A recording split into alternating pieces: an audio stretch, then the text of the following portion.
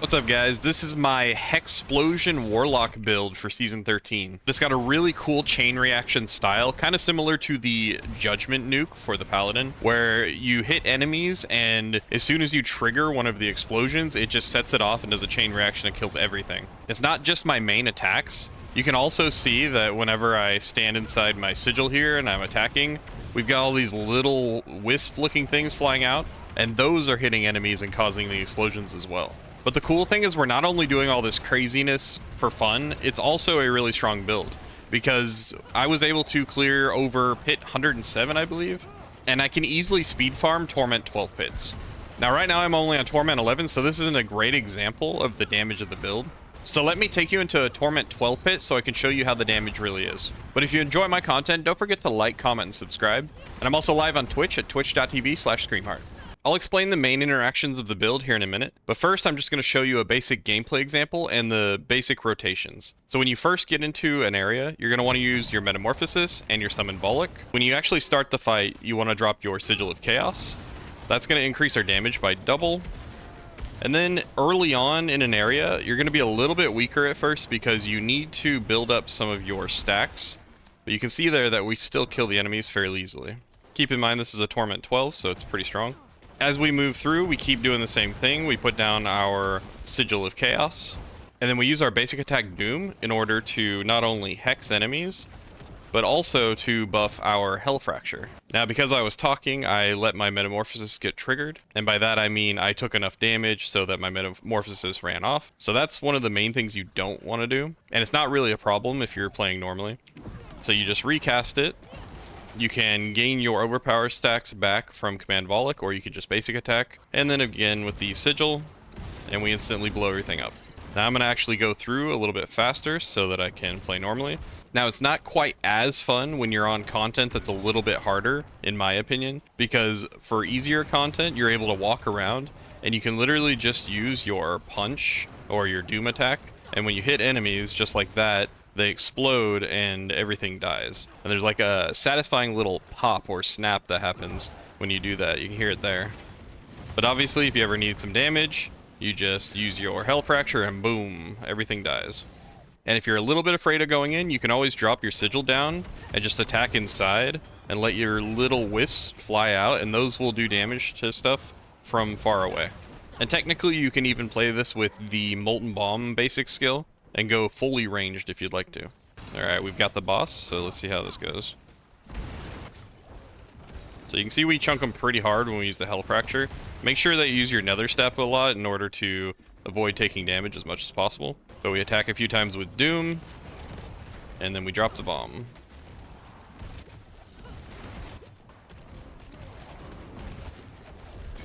And there we go.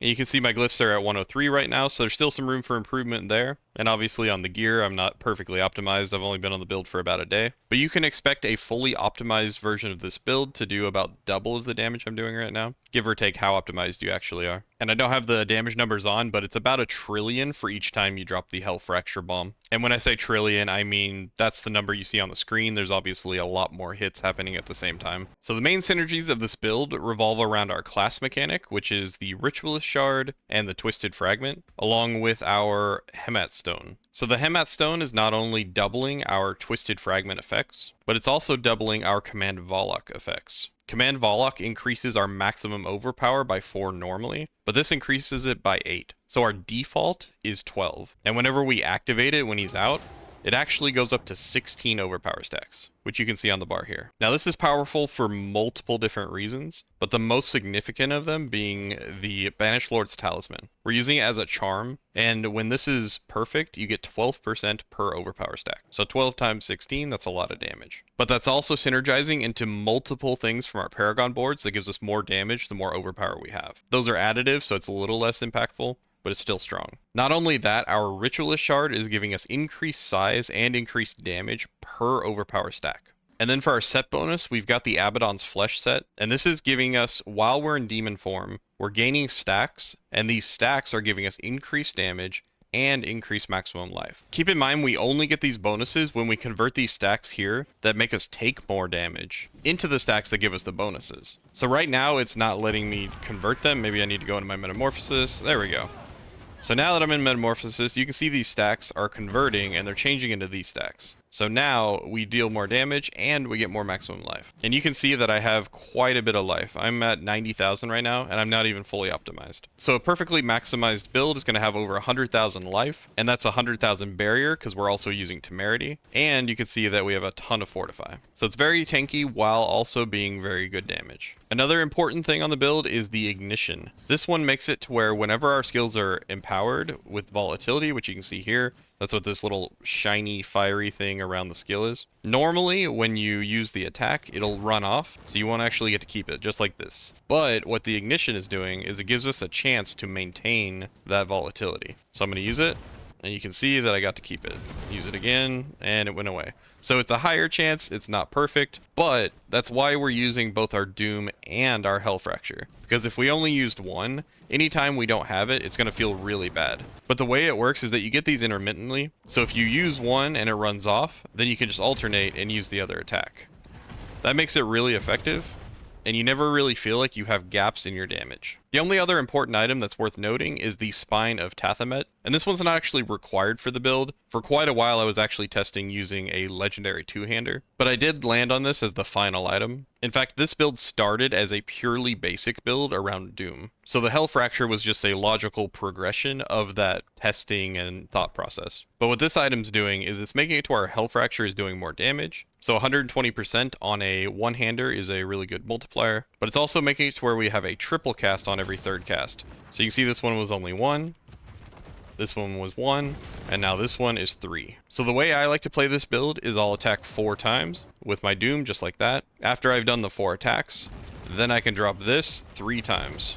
I do it like that because I'm trying to make sure that the triple attack is happening right after my 4 punches of Doom, because Doom is buffing our Hell Fracture. You can see that in the text there. It says casting a basic skill increases the damage of your next Hell Fracture by 40%, but also increases the cost up to 4 times. But most of the time you don't even need to think about all that. You can kind of just attack a few times and then boom. So we've covered what Doom is doing, and this actually does quite a bit of damage, so don't sleep on this one. Whenever you hit enemies, you get that explosion and it's quite powerful. And you're basically going to kill everything with that most of the time. We covered the Hell Fracture, another big boom. Metamorphosis, you cast it and leave it, you don't do anything else. Only recast it if you get injured and it runs off. Sigil of Chaos every 15 seconds, and you can also attack inside it to create your little wisps that do damage. Nether Step for survivability or mobility. And Command Volok, you want to do it right before you do your big burst with Hell Fracture for the most overpower stacks. This is also pretty useful because it's increasing our wrath regeneration by 500%, which means you never really have to worry about resources at all. So we covered the skills, we covered the Ritualist Shard and the Twisted Fragment, we covered our set with the Abaddon's Flesh and the Managed Lord's Talisman. So for our gear, we're going to go with Air of Perdition as our helmet. This is Biss, obviously, but you can easily go with something else here like Godslayer. There's also a Doom helmet that I tested out early on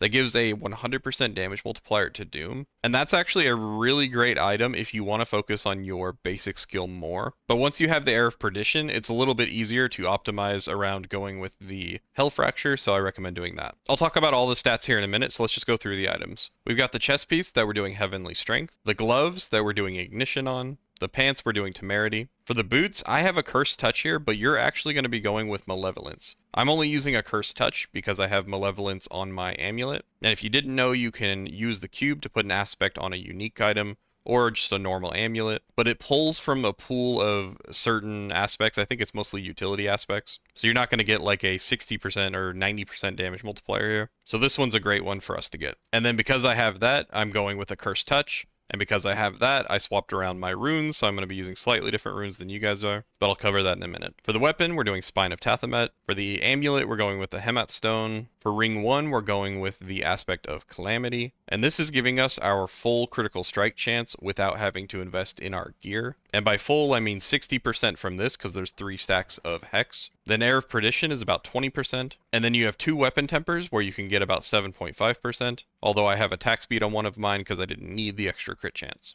And then we're going with Aggressive for our second ring. Finally, we're going with Crushing on our focus. For stat priorities, I have them detailed in the written guide below if you want to check those out. But basically, for Air of Perdition, you're focusing into the crit chance. But ranks to core skills is also actually pretty good since we're doing Hell Fracture. And you want to make sure that you temper maximum life. We scale our damage for maximum life, so it's very effective.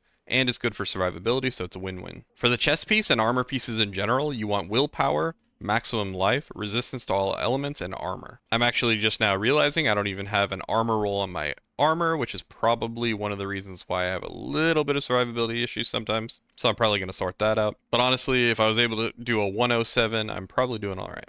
Again, temper the maximum life. Same deal on the pants. And similar on the boots, but you do want a movement speed roll here, and you also want to temper the movement speed. And interestingly, you can get ranks to occult skills on the boots, and you can get ranks to core skills on the gloves. So this build actually has a couple of different ways to get additional skill points that you don't normally have. But when you're doing your offensive items, usually skill ranks actually aren't the priority. For example, on these gloves here, you can see that I have almost 100% critical strike damage, and that's going to be your main priority on every single other piece of gear. Your second priority to that is going to be vulnerable damage, which you can see on this item. And then your third priority is going to be all damage or shadow damage. So all damage and shadow damage are in the same damage bucket, which means they're fully interchangeable, and they tend to have the same ranges on stuff too. But basically the critical strike damage, the vulnerable damage, and the all damage multipliers are all extremely valuable, and you should prioritize those over almost everything else. However, because the ranges on all damage and shadow damage tend to be lower than the critical damage by a lot, and even lower than the vulnerable damage,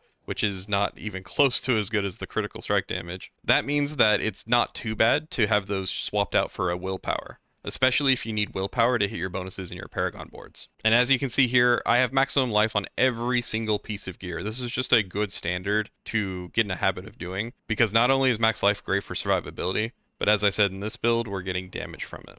And we're also tempering critical strike damage on most of our offensive items. For our weapon, the priority is actually going to be weapon damage. You want to get a greater affix on this if you can, and you want to masterwork bonus into that as well. And as I said, we're going to be tempering the crit chance here, but if you don't need it, you can go attack speed. Don't forget to put your shadow gems in your weapon, because that's a big multiplier as well. Same deal with the amulet. You want that critical strike damage, vulnerable damage, all damage, and then max life. As you can see, I don't have any of those damage multipliers on mine, which means I'm actually missing basically double of my damage just from this amulet. And on both your rings, it's going to be the exact same thing. You're going for that critical strike damage, vulnerable damage, maximum life, and then your choice of willpower or all damage or whatever you can get. And if I didn't make it clear, the offhand is going for the same stats as the main hand. Now we are going temerity on our pants, so we're pairing the temerity with the Varyana. She's going to give us additional healing, and we're also getting healing from our Prid. So in the guide, I have this set up as Nagu Prid, and on the other one, I have it set up with Seer Se. I'm using Igni Mott instead of Seer Se because I have the vulnerable from my Accursed Touch. So I don't need the set in order to get the vulnerable. And that freed up my Seer so I could use it with my Prid. And then for reinforcement, I don't really care about it too much, but I went with Field of Language for some damage reduction. On the skill tree, you're either going to max out Doom and go to Contagion, Echo, and Wrath. Sorry, not Wrath. I have this on the wrong one. Whoops. Damage. Wrath was something I had back when I was testing an alternative option. Or, if you don't want to use Doom, you can go Molten Bomb and go for Cluster Bomb, Area Bonus, and Ranged Damage. This one will be quite good if you want to stay a little further back, especially if you're trying to play safe. Next, we're going to our Hell Fracture, and for this one, you're going to max it out, grab Cost Reduction, Ramp Up, and also Raptured Abyss. Next, you're going to want to get at least 1 point into Dark Prison and Weaken with Chain Aura and Fortify. This is our fill spot, so any points we have left at the end, we can drop into here. We're maxing out our Nether Step, and we're grabbing Damage Reduction and Movement Speed. We're just maxing it out to extend the duration on it. Then we're grabbing our Sigil of Chaos, and for this one, we're going with Volatility Duration, Sigil of Smoke, and Volatility Casts. This Volatility Cast is what allows us to create those little wisps. Or I should say Sigil of Smoke allows us to create them, and then Volatility Cast allows us to actually generate them through the Sigil. Finally, we're doing Metamorphosis, and for this one, we're doing the damage scaling from the max life. I just realized I have Dominance here instead of Unstoppable. I actually think you should probably use Unstoppable, but the one good thing about Dominance, if you decide to use that, is it reduces the cost of getting your maximum overpower stacks from your Volok, which means you can use that more often for those big bursts. But it's not a huge amount. I think Unstoppable is probably the safer bet. And then we're going with Destruction Demon. And this one's only here to keep us constantly volatile. And we kind of get that anyways from Sigil of Chaos, so it's not that big of a deal. But being in demon form does activate other bonuses like our set bonus, so we still need to use this. For the Paragon boards, you're going to want to go with Empowered on your first board. And I have these in an optimized order for what is going to be most effective in the end game once you actually have everything put together. So this is not necessarily the first glyph you want to have. Because this one, for example, if you didn't have the Hemat Stone amulet yet, it's not going to be as effective because you don't have as many max stacks of overpower. But I do have a leveling order for the glyphs on my written guide if you'd want that. And then moving up, we're attaching the Chaos board. And here we're running the Abyssal glyph. To the left, we're putting the Ritualism board. And this one is part of why we need to use our Sigil, because we don't get this damage without it. So that's 90% damage. So make sure you recast that at least every 15 seconds. For the glyph here, we're going with Destruction. Then we're moving down and we're attaching the Greater Hex board. This one makes it to where enemies are actually going to be doing less damage to us, which is really nice. And this is when we hex vulnerable or weaken enemies, and we do all three. And then here we're using the Entropy glyph. This is technically our worst glyph because it only works when our skills are empowered, but we do basically all of our damage when they're empowered anyways, so it's not the end of the world. Finally, we're attaching the Overmind board, and here we're going to be running the Occultist glyph. In the written guide, I've got a mid-game and an end-game setup. The mid-game is less points than what I have, and the end-game is more points. So feel free to pick and choose what's good for you. I think that about covers it. I'm going to be live on my Twitch stream right after this video if you guys want to come by and check out the build in action. And that's at twitch.tv/screamheart. But on that note, thanks for watching, and I'll see you guys later. Subscribe to Screamheart. He's more than an old fart. He makes lots of fun builds. I promise his streams chill.